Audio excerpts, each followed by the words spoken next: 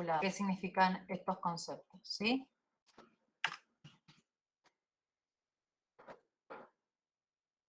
Y si es cerrada, o puede ser cerrada, ¿sí? ¿Cuál es la diferencia entre una poligonal abierta y una poligonal cerrada?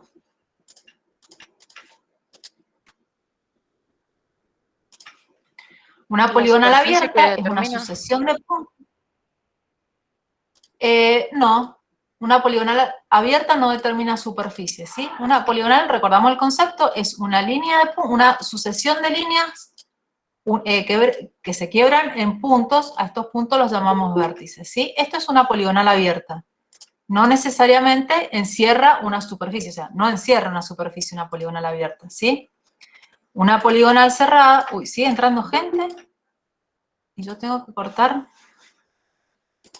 Bien, una poligonal cerrada sigue siendo una sucesión de líneas quebradas, unidas por sus vértices, pero donde el primer y el último vértice coinciden, ¿sí? Son el mismo punto, ¿sí?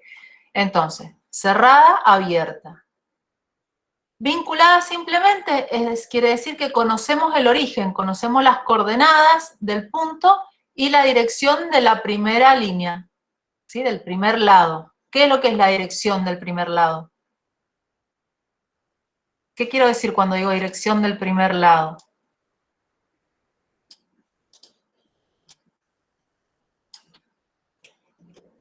A ver, ¿qué se les ocurre? ¿Qué estoy dibujando ahí? El norte. El norte magnético. El norte magnético. Entonces, si conozco la dirección del primer lado, ¿qué estaré conociendo? El azimut. Empiezo a sacar el azimut y el azimut o el rumbo. Exactamente. La orientación de ese lado origen. Entonces conozco las coordenadas de origen y el azimut. Vinculación simple. ¿Qué significará doblemente vinculada?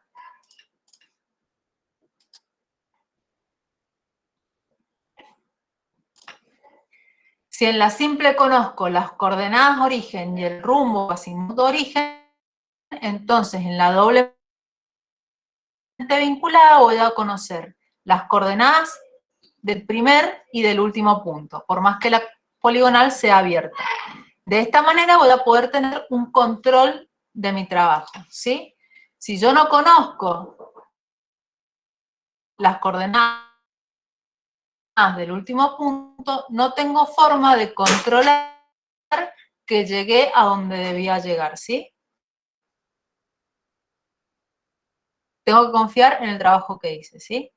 En la poligonal, de saber cómo he trabajado, ¿sí? Entonces, si yo salgo del punto A, le vamos a poner, y vuelvo al punto A, entonces tengo que llegar a las coordenadas que partí. ¿Se entiende?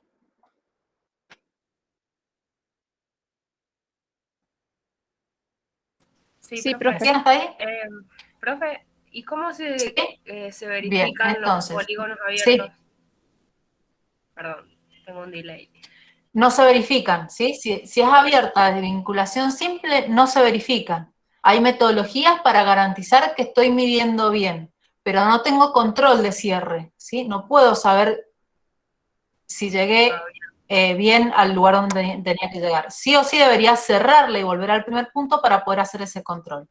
Si conozco las coordenadas del último punto, vamos a poner nombres a los puntos, entonces sí puedo hacer el control de cierre. ¿Por qué? Porque voy a llegar a un punto de coordenadas conocidas. Entonces, si llego a esas coordenadas o unas coordenadas muy cercanas, puedo saber con qué incertidumbre trabajé a lo largo del recorrido, ¿sí? ¿Qué controles puedo hacer en una poligonal cerrada? Puedo hacer control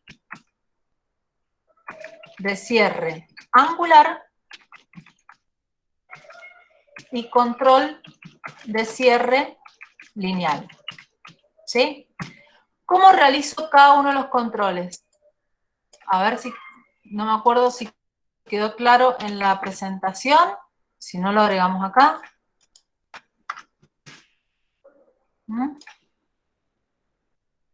¿Cuál era el control de cierre angular? Si las sumatorias de las X y de las Y me da 0, quiere decir que lo hice bien, porque si, o sea, por la fórmula de desplazamiento, me imagino que es, si llegamos al mismo punto, quiere decir que no hubo desplazamiento. Entonces debería dar 0. Exactamente. Y eso que estás comentando, no sé quién está hablando porque no veo las pantallas. ¿Quién está hablando? Brenda. Brenda. Bien, Brenda, muy bien. Eso que me estás contando, que los delta X y los delta Y, la sumatoria de los delta X y los delta Y tiene que dar 0. ¿Qué será, el control lineal o el control angular? Control lineal. El control lineal. Entonces, la sumatoria, no tengo símbolo acá, pero la suma de los delta X y la suma de los delta Y tiene que ser igual a 0. ¿Sí? ¿Por qué? Porque arranco y llego del mismo punto. Entonces, si yo tuviera un sistema de ejes cartesianos en este dibujo que tengo acá, yo voy a sumar coordenada, cuando vaya en el sentido contrario voy a restar y voy a llegar en coordenadas Y al mismo punto. Y en coordenadas X va a ser igual. Voy a sumar delta, voy a restar delta y voy a restar delta, ¿sí? Y voy a llegar al mismo punto. ¿Se entiende? ¿Y el control angular cuál será? ¿Cómo puedo realizar un control angular? ¿Cómo son los ángulos internos en un polígono? La sumatoria debería dar una 360. sumatoria de 360, claro. En La este caso. suma de los alfa internos, tengo símbolos,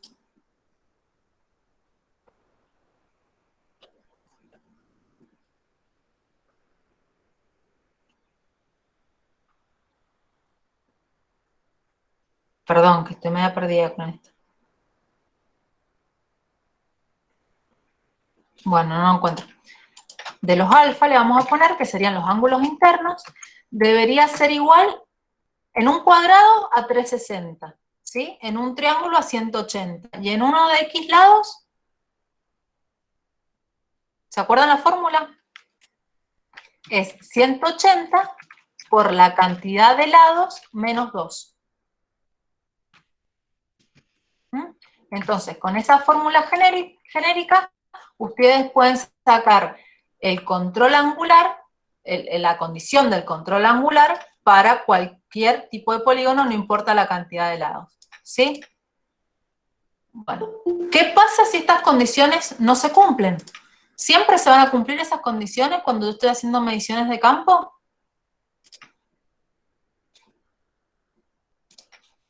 ¿Ustedes qué piensan? Que si yo estoy midiendo con un teolito o con una cinta los ángulos del polígono, ¿voy a garantizar que la suma de los cuatro ángulos de este polígono van a dar 360? ¿Qué piensan? No. Cuando uno hace trabajo de campo, rara vez llega al valor exacto, ¿sí? Entonces hay que hacer una compensación. Esa compensación se puede hacer siempre y cuando esté dentro de tolerancia, ¿sí? Esté dentro de un rango, de un margen que me permita hacer esa compensación, ¿sí?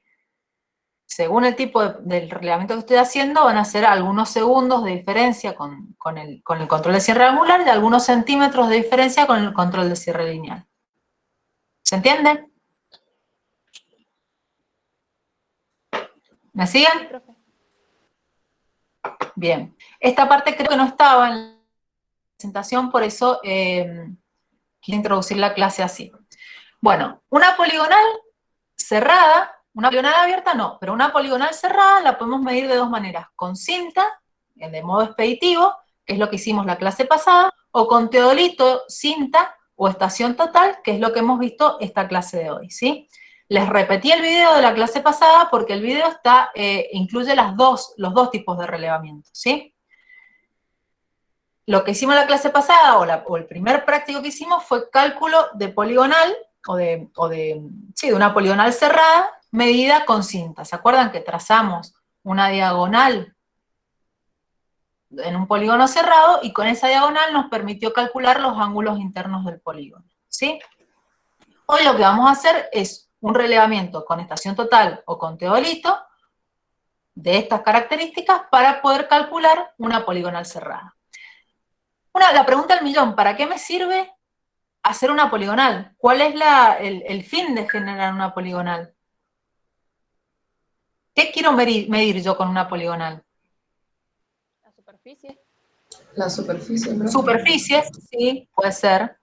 Generalmente las poligonales se llaman poligonales, o sea, tenemos dos tipos de poligonales. Poligonales de apoyo, o dos funciones de la poligonal. Poligonales de apoyo o poligonales fundamentales. Que si no me equivoco, nosotros en el práctico la hemos llamado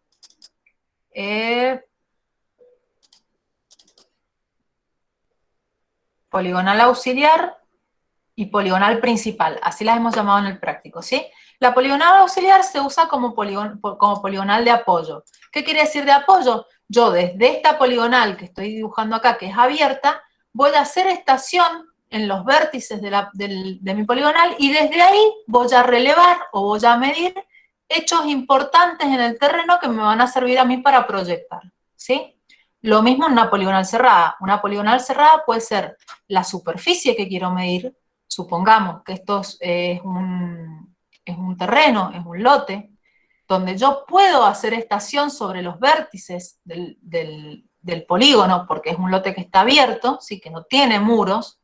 Si tuviera muros yo no podría parar con el instrumental arriba del vértice, ¿sí?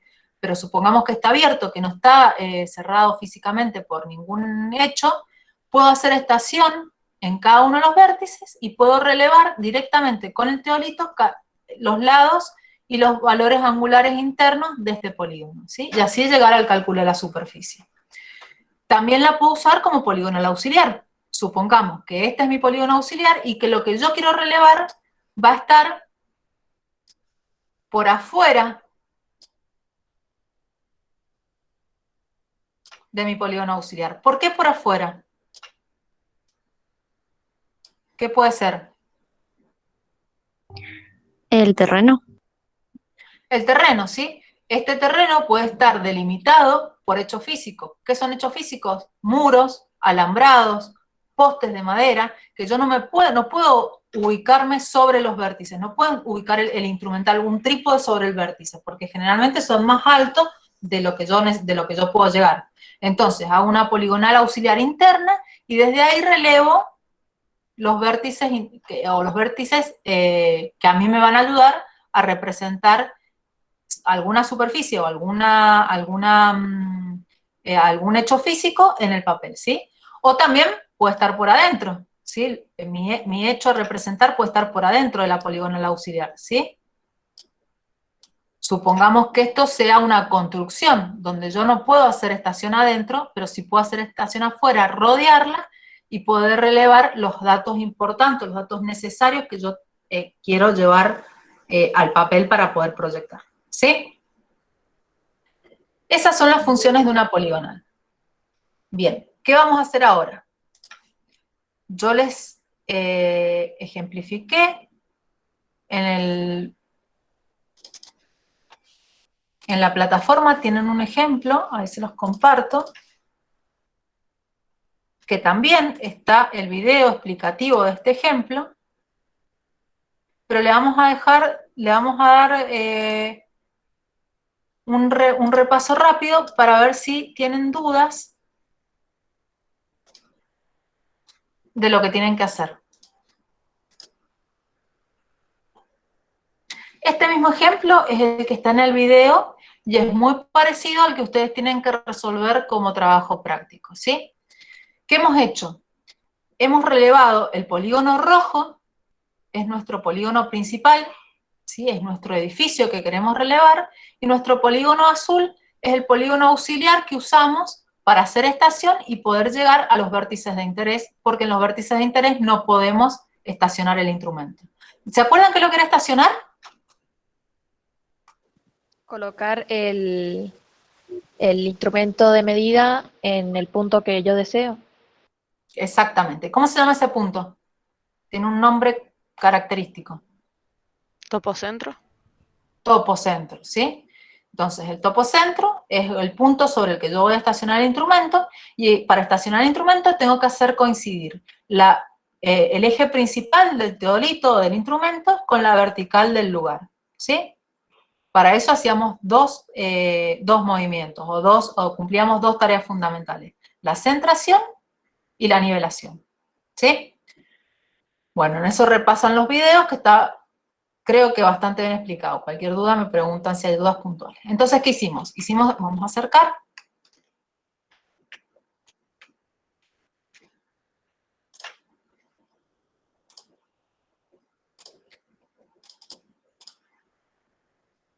Arrancamos por la estación A. Hicimos estación en el punto A.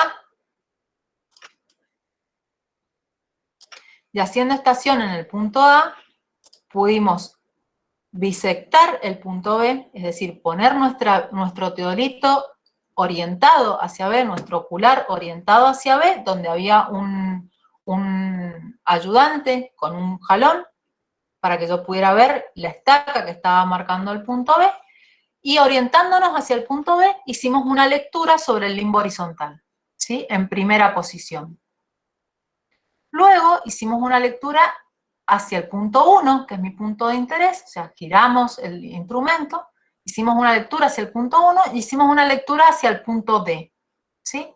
Todas esas lecturas son lecturas, no tienen orientación, no están orientadas al norte, son lecturas, ¿sí?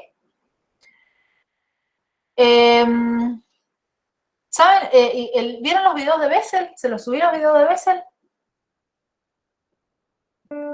Creo que no, profe. Bien, entonces vamos a arrancar por ahí. ¿Qué es lo que es el método de Bessel? El método de Bessel es un método que me permite medir en lados diametralmente opuestos del instrumento para poder compensar errores instrumentales, ¿sí? Entonces, si yo tengo el limbo, vamos a volver al dibujo. En el video de errores, el método de Bessel. En el video de errores está, exactamente, ¿sí? Entonces, pero le vamos a dar un repaso por si no se entendió. Supongamos que este es el limbo. ¿Por qué lo dibujo circular al limbo? Porque es circular. Porque son 360 grados. Exactamente, es como un transportador. Yo siempre pongo el ejemplo de transportador porque ustedes han manejado transportadores y por ahí el limbo, como no se ve a simple vista, entonces nos cuesta imaginar qué es lo que es, ¿sí? Un limbo es un círculo graduado donde yo puedo medir valores angulares. Es una especie de transportador. Esto sería el limbo visto desde arriba, ¿sí? Es el limbo horizontal del instrumento, sería...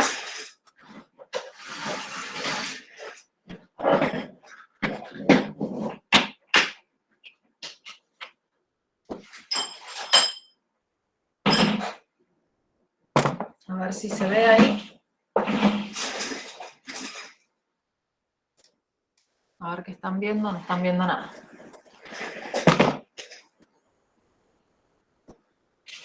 A ver, si esta es la estación total, esperen que voy a buscar una silla que tengo por acá.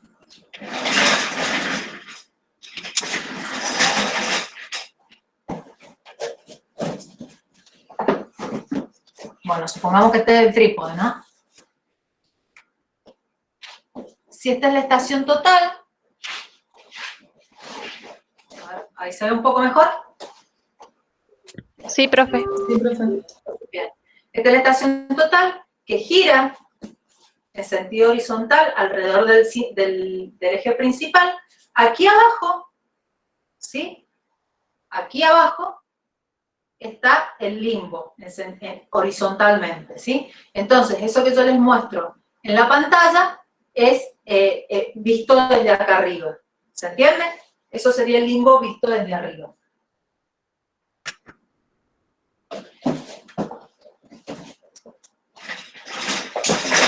Entonces, el método de Bessel me permite medir sobre el limbo en sentidos diametralmente opuestos.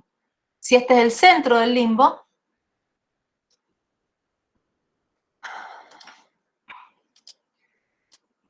si ese es el centro del limbo, yo voy a leer una dirección en este sentido, o sea, voy a apuntar mi anteojo y voy a estar leyendo un valor angular en ese sentido, y cuando haga la vuelta campana, que significa girar 180 grados la lidada y 180 grados el anteojo, voy a estar leyendo en el lado opuesto del limbo, ¿sí? Profe, no Con sé este si soy yo método, nomás yo debería... Sí. ¿Cómo? o estoy viendo todavía la imagen que nos había mostrado de el relevamiento Sí, del polígono, estoy dibujando pero no acá veo, abajo. Yo no veo, no lo profe, veo el yo. dibujo, ni No se ve el ¿No trabajo. están viendo el dibujo? Entonces, esperen, vamos a abrir una pantalla nueva. Ah, que les estoy presentando el trabajo práctico. Perdón. Tengo que dejar de compartir, es que tengo que compartir toda la pantalla. Y les compartí una sola ventana, esperen.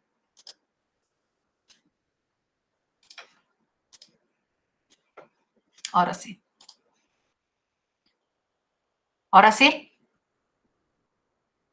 ¿Están Sí. viendo Sí, la profe. pizarra? Bien. Sí, profe. Aquí abajo, entonces, este círculo sería el limbo del que les estoy hablando, que ustedes no veían.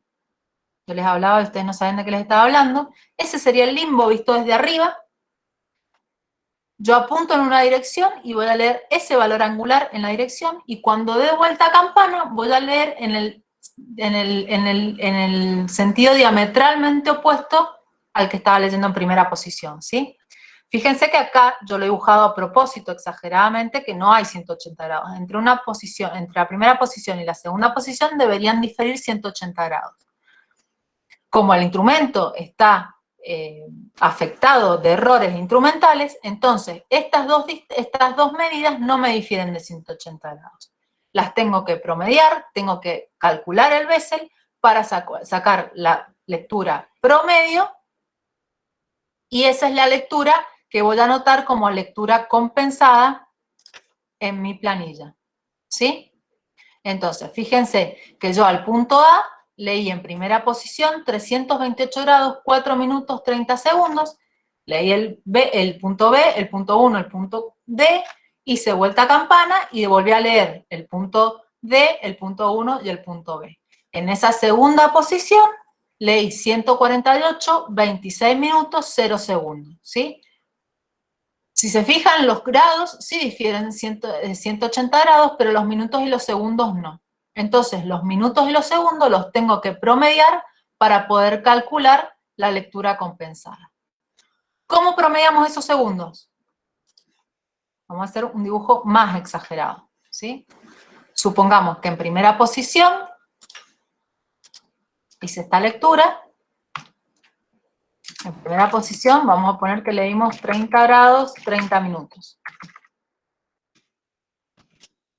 ¿Sí?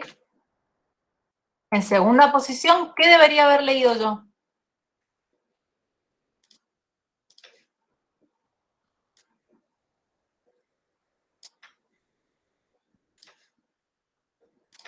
¿30 grados más 180?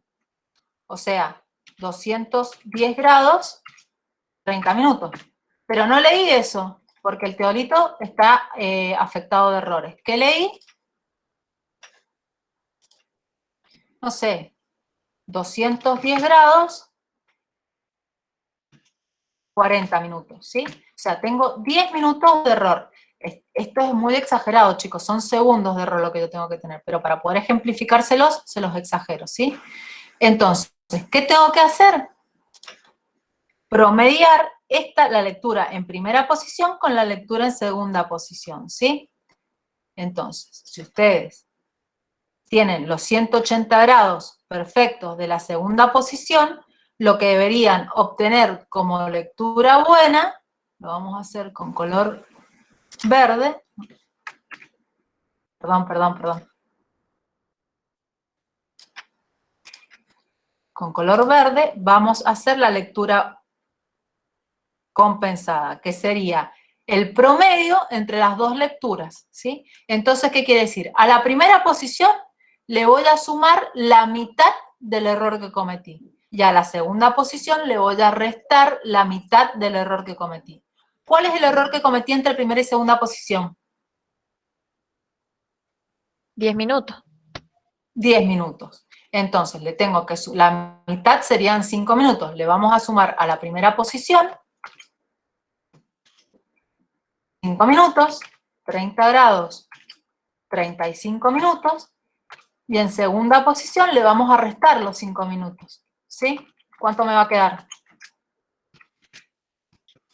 2, 10, 35 también.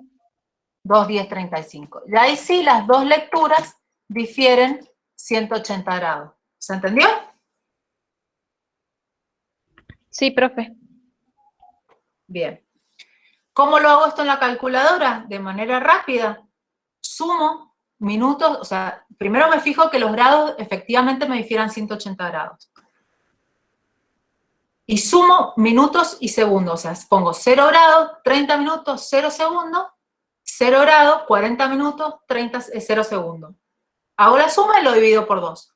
Eso va a ser, me va a dar los 35 minutos, 0 segundos que tengo que colocar. ¿Se entiende? ¿Se entendió? Sí, profe. Bien.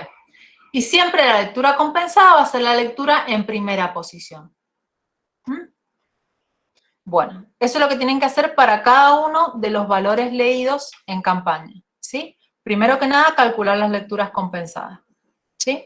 O sea, yo lo que les he pasado en el práctico es esta parte de la planilla, ¿sí? Todas las lecturas de campo y el croquis para que ustedes se orienten.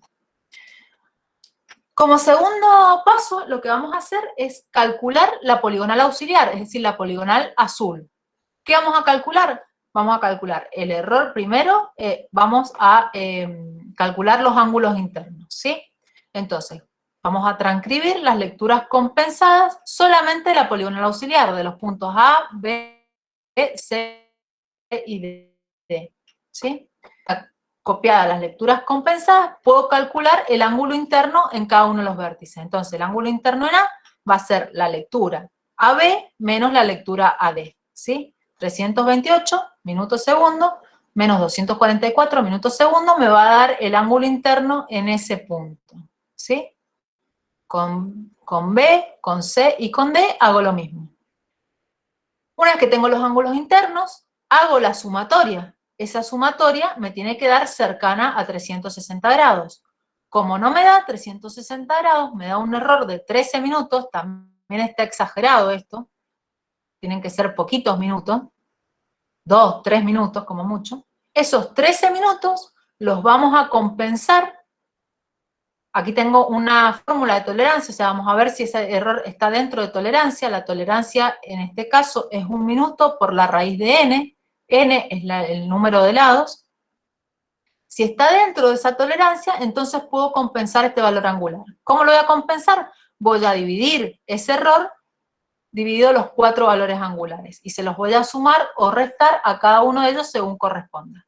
Cuando vuelva a hacer la sumatoria me tiene que dar 360 grados perfecto, ¿sí? Ahí compensé el cierre angular. ¿Se entendió? Sí, profe.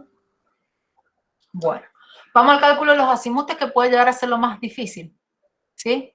Díganme si estoy repitiendo mucho lo que dice el video, voy más rápido. Si les parece que les sirve el repaso, bueno, seguimos con esta metodología. Sí, todo esto que yo les estoy diciendo está en el video. Vamos a dar un azimut de arranque que lo tienen como dato, no en este en particular, pero en el trabajo práctico que yo les subí lo tienen como dato. Como azimut de arranque, fíjense que es el valor angular del lado AB, ¿sí? 84 grados, 0 minutos, 55 segundos. ¿Qué quiere decir? Que el norte está desde el lado AB, en sentido vertical, a 84 grados, 0 minutos, 55 segundos. Conozco el azimut de este lado. Vamos a calcular el azimut del lado BC. ¿Cómo vamos a calcular el azimut del lado BC? Vamos a volver a hacer un dibujito.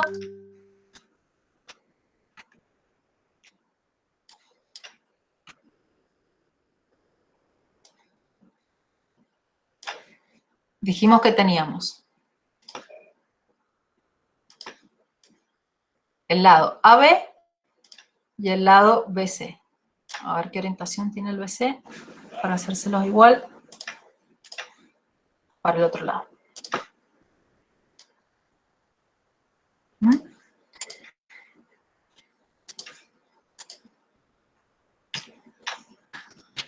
A, B y C, ¿sí?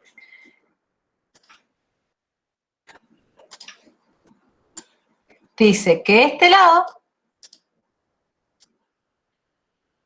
AB,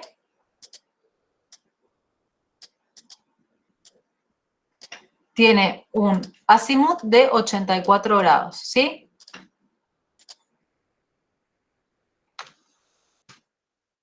$84 grados, lo vamos a poner en grados para no escribir tanto, ¿sí? Si yo continúo este lado, la continuación del lado BC, voy a seguir teniendo el mismo azimut. ¿Sí? Pero ¿yo qué necesito? ¿El azimut del lado BC, AB, o el azimut del lado BC? ¿Dónde estoy calculando? Acá. Entonces el azimut que yo necesito es el azimut, lo vamos a hacer con un...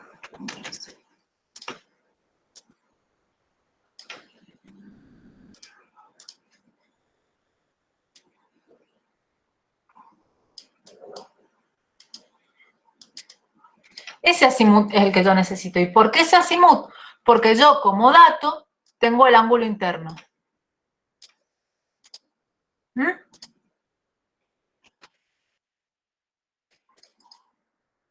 ¿Sí? Entonces, si yo al primer azimut que tengo, que es este de acá, le sumo 180 grados, estoy de acá. ¿Sí? Yo necesito este azimut completo. Se los voy a dibujar en color azul. A ver si se alcanza a ver lo que les quiero mostrar.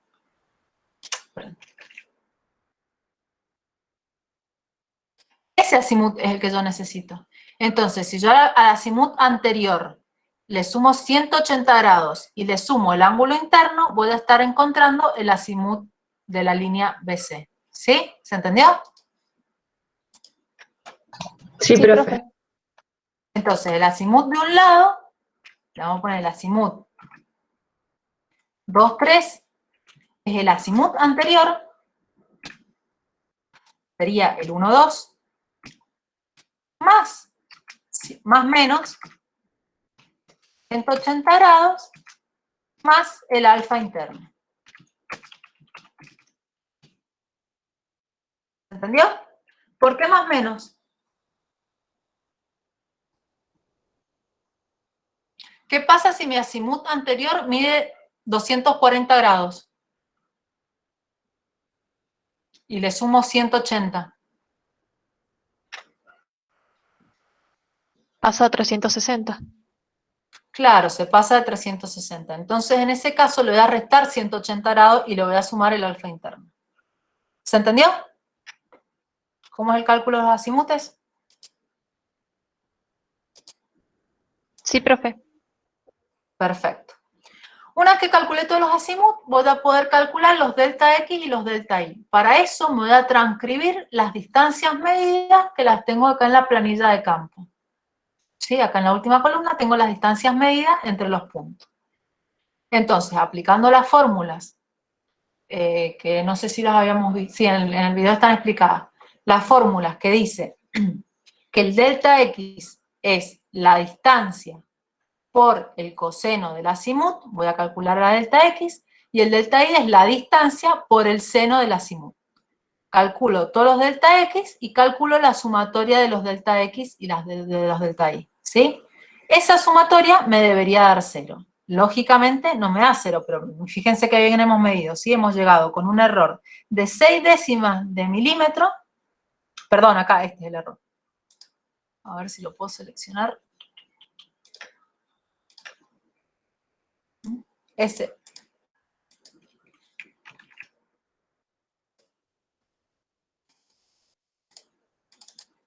Ese es el error con el que hemos medido.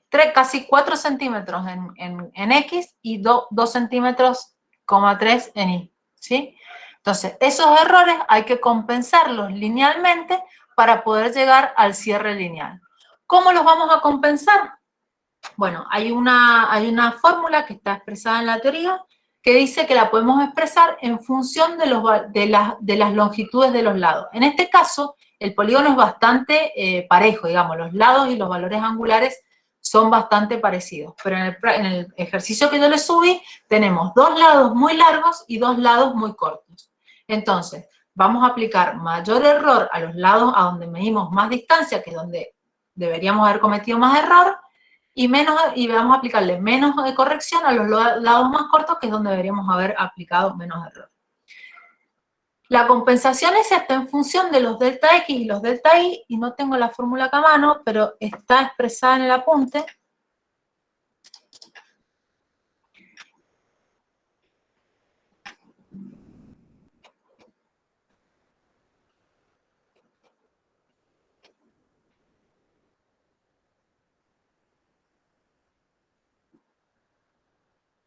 Y dice que el error va a estar, la compensación en X va a ser el error cambiado de signo dividido la sumatoria de todos los delta X por el valor absoluto de todos los delta X, ¿sí? Esa formulita me va a dar la compensación en función de las longitudes de los lados, ¿sí? Y esta corrección se la voy a aplicar a mi delta X. Y al delta Y lo mismo, pero usando los delta Y. Entonces, una vez que le apliqué esa corrección, voy a hacer la sumatoria de los delta X y los delta Y compensados y voy a obtener un error, sin error, la poligonal auxiliar. Ya estoy en condiciones de poder calcular las coordenadas, ¿sí? Compensadas. Entonces, a una coordenada origen, fíjense que acá le hemos puesto unas coordenadas cualquiera a ese punto. En el práctico también tienen como dato las coordenadas origen del punto A, van sumando a cada coordenada anterior el delta X que corresponde y te deberían llegar a la misma coordenada de origen porque estamos llegando al mismo punto y porque ya hemos hecho toda la compensación angular y lineal. ¿Me siguen hasta ahí? Sí, profe. Bien, tengo compensada mi poligonal auxiliar. Ahora vamos a calcular mi polígono principal, que es lo que a mí me interesa.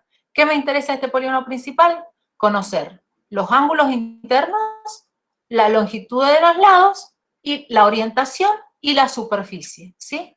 Entonces, para eso vamos a calcular, vamos a volver a traernos las lecturas compensadas de cada uno de los puntos, de cada una de las estaciones realizadas a cada uno de los puntos, y acá ya no vamos a tener compensación porque son todas lecturas, relevamientos aislados, relevamientos radiales se llama, ¿sí? De A yo miro a 1, no tengo forma de compensar.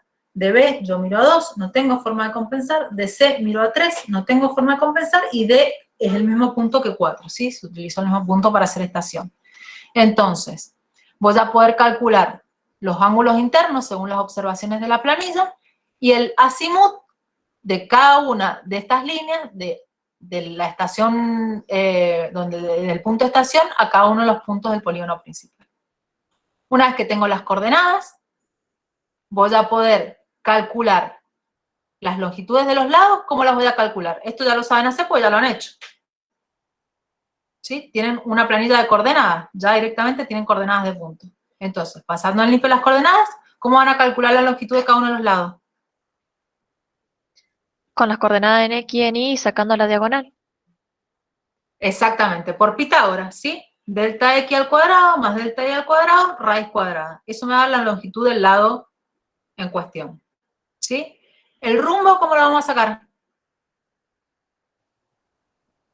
Con los ángulos de alguno de esos triángulos. Dependiendo de lo, No, acuérdense cómo lo dependiendo, sacamos. depende del O sea, cuadrante norte en el o que al se sur. encuentre. Si está, Depende del y cuadrante si en que está se el encuentre, ángulo sí. más cerca del norte o del sur. Exactamente. Entonces, con los signos de los delta X y los delta Y, yo voy a poder saber en qué cuadrante está cada uno de los rumbos, ¿sí? ¿Por qué sabíamos eso? Si los delta X eran positivos, entonces estaban en el cuadrante del norte. Si eran negativos, estaban en el cuadrante sur. Si los delta Y eran negativos, estaba en el oeste, y si eran positivos, estaba para el este, ¿sí? ¿Y el valor del rumbo, con qué lo voy a sacar? ¿Con qué fórmula? el arco tangente del delta y sobre el delta x.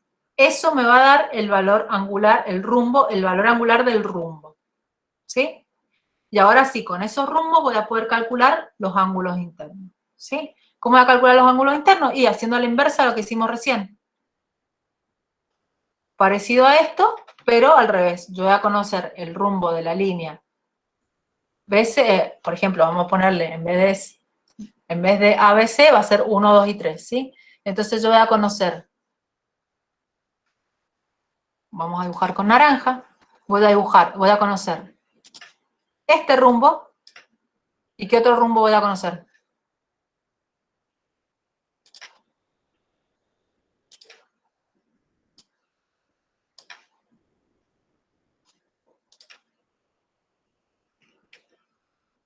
A ver. El suroeste. ¿El suroeste de qué? ¿De qué línea? De C a A. De Muy A a bien. B. Perfecto. Voy a conocer este otro Claro, rumbo. ¿Sí? Y el valor angular que yo necesito buscar va a ser este. ¿Sí? Entonces, fíjense, esta línea es 180. Si a 180 yo le resto los dos rumbos, me voy a quedar con el valor angular que necesito calcular. ¿Se entendió? Sí, profe. Bien. Calculamos los lados, calculamos los ángulos, calculamos los rumbos. ¿Qué me falta?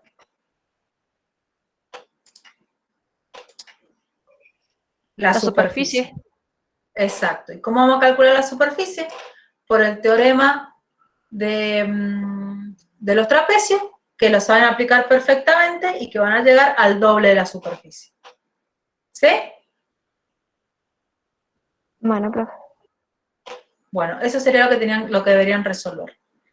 Vamos a ver cómo les va con esto y voy a subir un cuestionario relacionado al plano de mensura, ¿sí? Que también ya tienen el video ahí para poder interpretar un plano de mensura. ¿Por qué les damos a ustedes o sea, yo soy agrimensor y hago planos de mensura? ¿Por qué les explico a ustedes o por qué a ustedes les interesa aprender a interpretar un plano de mensura? Ya han tenido arquitectura 1 y están cursando arquitectura 2. ¿Qué es lo primero que tiene un arquitecto en sus manos cuando va a desarrollar una obra? El terreno. El plano. Y el terreno. El terreno, bueno, el terreno tiene que hacer una visita, una inspección al terreno, una visita presencial, ¿sí? Pero en la oficina, ¿qué es lo primero que les llega a sus manos? Cuando van a construir, por ejemplo, una casa, no hablemos de obras grandes, hablemos de una casa o una ampliación. El plano del terreno con cotas, El plano del medidas. terreno. ¿Y cuál es el plano del terreno? El plano de mensura. ¿Sí? El plano de mensura nos va a decir qué dimensiones tiene el terreno, qué orientación tiene el terreno, qué tipo de cierres tiene el terreno, que no nos va a dar conocimiento de las pendientes, pero las pendientes las podemos pedir, ¿sí? Eso lo vamos a ver más adelante. Pero sí todas las dimensiones lineales que tiene el terreno. O sea, yo no puedo proyectar una casa que tenga un frente de 15 metros si tengo un terreno de 10, ¿sí? Entonces, lo primero que yo tengo en mis manos es el plano de mensura. A ver, y el frente lo tiene hacia el sur, o hacia el suroeste, o hacia el norte, bueno, entonces, ¿cómo voy a planificar la casa? ¿Sí? ¿Qué tipo de cierres tengo? Tengo cierres verdes, tengo alambrados, tengo muros, no tengo límites, tengo que hacer replantear los límites. Entonces, por eso es importante que ustedes sepan leer e interpretar un plano de mensura. Está el video subido del plano de mensura y les voy a subir un cuestionario para que ustedes también puedan resolver. ¿Sí? Bueno, Bien, profe. profe. Bueno, esa sería la actividad del día de hoy. Estoy tratando de que la semana que viene armemos una clase presencial, va a ser cortita, va a ser de 1 hora por grupo, porque solamente pueden asistir de grupos de a 10. Así que, bueno, ya les voy a pasar la información. Si logramos coordinarla, les voy a pasar la información para que el martes nos encontremos 1 horita con cada grupo en la facultad y que puedan hacer uso, o por lo menos ver el instrumental que usamos para topografía y de lo que hemos estado hablando todo esto. Genial, profe. Profe, Buenísimo. profe, pero ¿Sí? la próxima semana no hay mesas. No sé, ¿hay mesas? Sí, por eso ¿No hay clase? Claro, por eso hay le más. preguntaba. Creo que son 2 semanas de mesas, la próxima y la siguiente. No, es la semana del 3 al 8. Esa semana es. O sea, Por eso, la semana que viene es del 3 al 8, entonces hay mesa. Bueno, si no hay clase, entonces no va a haber Pero clase. se cursa igual, me parece que se cursa. Claro, me parece que se cursa igual, lo que no sé si me van a dejar hacer la práctica presencial. Pero bueno, ya de eso yo lo consulto. O sea, los voy a mantener informados. Antes del viernes yo les voy a pasar la información para que ustedes se organicen, ¿sí? Se los Bien, aviso profe. por las dudas. Entonces Y recuerden que el 18 me parece que teníamos el parcial, ¿verdad? Así que bueno, Sí. ya les voy a mandar las respuestas de los prácticos para que tengan para estudiar. Y los espero en las clases de consulta. Si tienen dudas con cualquiera de estos prácticos, sobre todo el cálculo de rumbo y azimutes, que yo sé que por ahí se complica, recuerden que el viernes a las 9 tenemos clase de consulta, así que se pueden conectar. Profe, Entonces dejamos el trabajo de Teodorito para hasta que hagamos esta visita.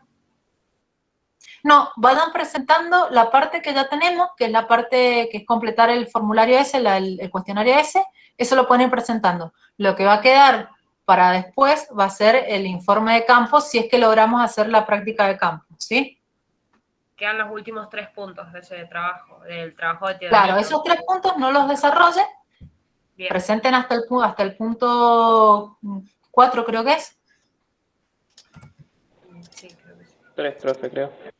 Hasta el 3, profe. Listo. Hasta el punto 3, me lo mandan, lo presentan, y los 3 últimos puntos, si logramos hacer la práctica de campo, lo vamos a desarrollar y si no, quedar así. ¿Sí? profe, Sí. no, que para el armado de los grupos, por ahí conviene que los elijamos nosotros, porque ya de por sí estamos todos generalmente con el mismo grupo haciendo otras materias. La idea es que con los grupos que ustedes me han pasado de trabajo, los grupos de trabajo, esos mismos grupos ir citándolos, por ejemplo, ya citar al grupo 1 y 2 a una hora, al grupo 3 y 4 a otra hora, 4 y 5 y 6 a otra hora. Cosa que el mismo Claro, grupo de bueno. gente que está trabajando vayan todas juntas. Genial. Así que bueno, se los adelanto para que vayan teniendo en cuenta eso. Todavía no está formalizado, pero bueno, los voy a mantener al tanto si me autorizan toda la práctica. Bien, profe. Bueno, chicos, cualquier duda, espero sus correos, sus comentarios, y el viernes recuerden que estoy conectada. Profe, ¿y este trabajo para qué fecha era? Para el martes, el de hoy, para el martes que viene. Ah, ok. ¿Mm? Bueno, y es grupal, recuerden, un trabajo por grupo. Profe, ¿y ahora el trabajo anterior lo entregamos hoy o no, aunque no tengamos los otros puntos? ¿O esperamos a ver si hacemos la Claro, práctica? entregan hasta el punto 3, que ya lo deberían tener hecho, así que a Sí, sí. partir de hoy ya